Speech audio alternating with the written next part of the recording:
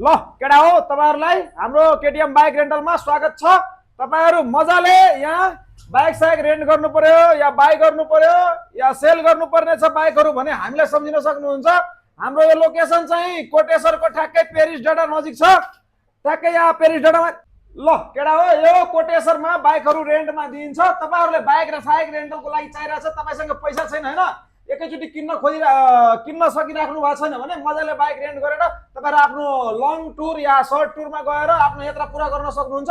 र यो हाम्रो यहाँ भाइ हुनुहुन्छ एकजना, उहाँ यहाँ अफिसमा बस्नुहुन्छ 24 आवर। उहाँसँग म केही कुराहरु सोध्न गइरहेको छु।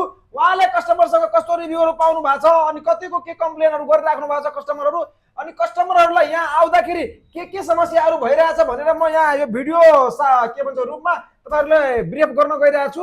किनभने त्यो भिडियो हेरेर तपाईहरुले आउँदाखेरि यहाँ आउँदाखेरि के प्रब्लम नहोस् भनेर। ल भाइ यहाँ डकुमेन्टहरु जस्तै बाइक रेन्टमा लिन आउँदाखेरि कुन डकुमेन्टहरु मेन इम्पोर्टेन्ट लिएर आउनु पर्ने हुन्छ भन त छिटो हाई भोल्युममा।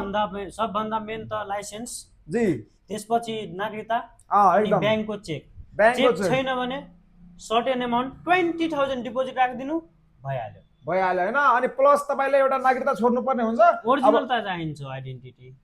र यो कुरा अब तपाईले लाइसेन्सको हामीलाई फोटोकपी गराएर दिँदा भयो, नत्र हामी मोबाइलमा फोटो तानिहाल्छौँ। अब रह्यो कुरा के भने जति दिनको लागि तपाईँ यहाँबाट बाइक रेन्ट गर्दै हुनुहुन्छ नि त्यति दिनको मिनिमम पेमेन्ट गरेरै जानुपर्छ।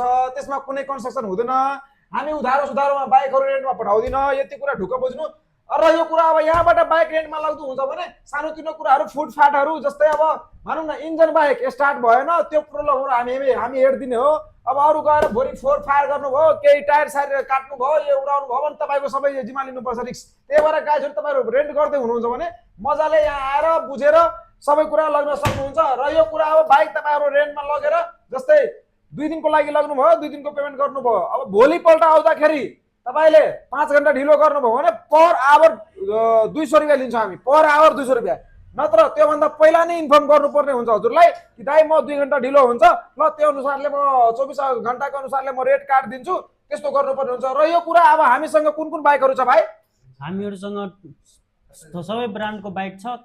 एनियस, अपाचे, 220, डुक, डोमिनार, क्रस फायर, जुनसुकै बाइक तपाईँ मार्केटमा तपाईले हेरिराख्नु भएको जतिसुकै बाइक चाहिँ तपाईँ आउनु बुझेर टेस्ट राइड गरेर लानु, रेन्टको लागि लान सक्नुहुन्छ। किन्न पनि चाहनुहुन्छ भने हामीसँग झन् अफर छ। किन्नु तपाईलाई 10 दिन चलाउनु भयो, मन परेन 10 दिनको रेन्ट पे गर्नु, हामी बाइक फिर्ता लिन्छौँ। जस्तै तिमीले अब हामीसँग भएको कति सीसी देखि स्टार्ट छ अनि कति सीसी सम्म लास्ट छ त्यो अनुसारले मलाई भन्नु त। स्टार्ट हाम्रो 150 पल्सर देखि